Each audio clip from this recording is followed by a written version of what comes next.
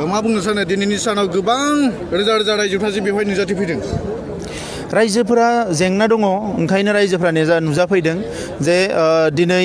UG Brahma बिथाङा UPPL नि जानानै नमिनेशन फाइल खालामगोन आरो बेवहाय जों बयबो मदद होदों दुलाराय बर' फरायसा आफाद NDB प्रग्रेसिभ NDB पिपल जयेन्ट एक्शन कमिटि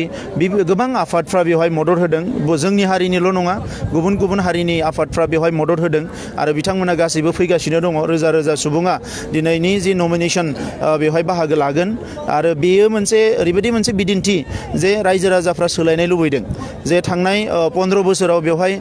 BPFआ सरकार सालायबाय थादों बिथांमोना MP MLA गावसोरनिनो गेजेराव 5 बोसोर हिरा सरनियाया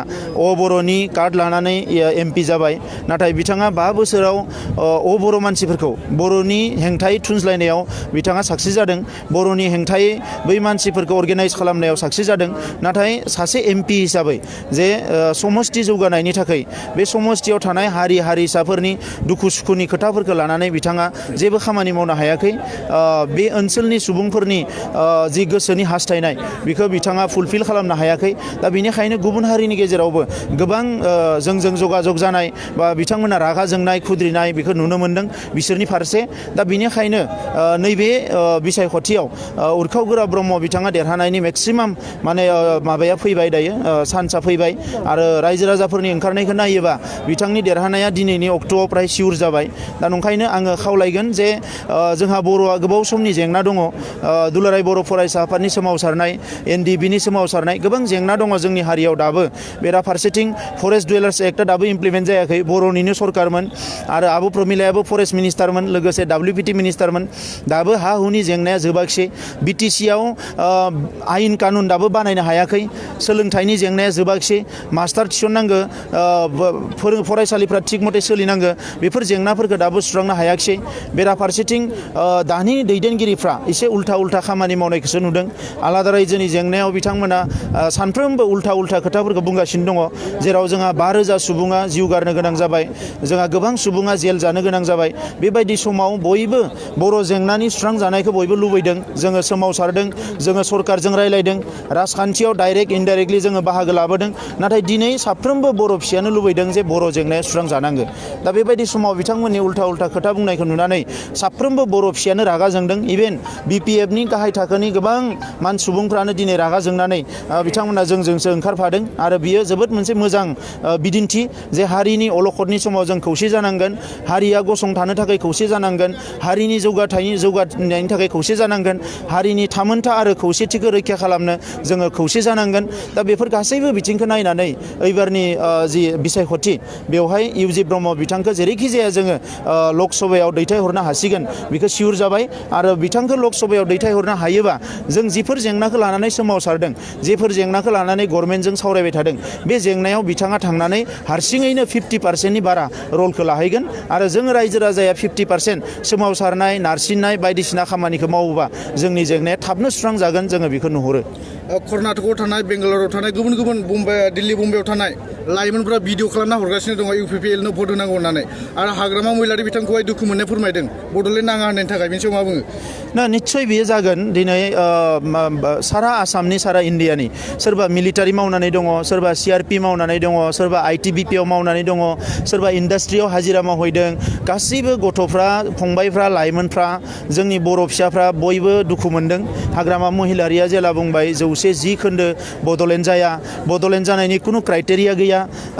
बड'लेण्डआ आं थाजासिम आरो BPF थाजासिम खुनु दिन बड'लेण्ड जाया मोनसे समाव लालु प्रसाद जादबा जेला बिहारनि चिफ मिनिस्टारमोन बिथाङाबो बुंदोंमोन जे आं थैबासो आंनि गोथै सहनि साजों थांनानै झारखन्ड रायजोखौ दानानै होनांगोन होननानै उनाव बिथाङा गाव थानायावनो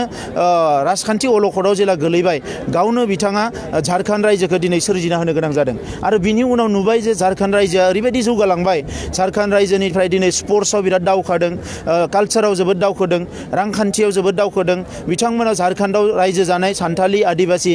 गोबां गोग्लैसोनाय सुबुंफ्रा दिनै गावबा गावनि राव थुनलाइ हारिमुखौ लानानै संसार जानो हादों दा बेबायदि समाव दिनै जाय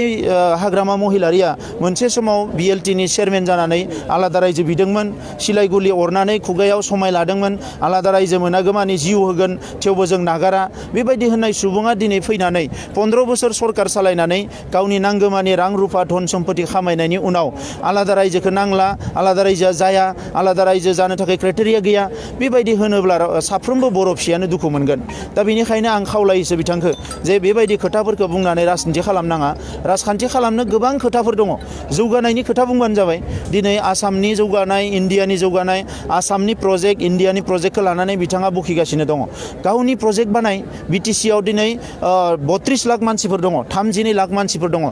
300-400 कौटि बोसोरै फैसा फैयो आरो बांद्राय फैसा फैबावनोबो हायो लामा दङ बिथाङा लाबोनो रोङोबा नाथाय बेफोरनि गेजेरजों रांखान्थि जौगानाय समाजखान्थि जौगानाय सोलोंथाइ जौगानायनि हाबाफारिफोरखौ लायालासिनो थोंजोङै बिथाङा बायदिसिना बखिनाय मालायनि स्किमफोरखौ लानानै गोग्गानाय बेफोर खामानिफ्रासो सोलिगासिनो दङ दा बेनिखायनो रायजो राजाफ्रा दुखु मोनदों बे खोथाखौ बिथाङा बुजिनाया मोजां आरो जोंथ' बयबो लुबैदों जे एबार जे बिथाङा जि बुङा मानो बर' हारिया खौसे जानांगौ आरो जोङो रायजोखौ थगायनो रायजोखौ फोथाय खेबस' खालामनो सोमावसाराखै बिथाङा बुंनाय बायदि जे रायजोखौ थगायगासिनो दङ नाटक खालामगासिनो दङ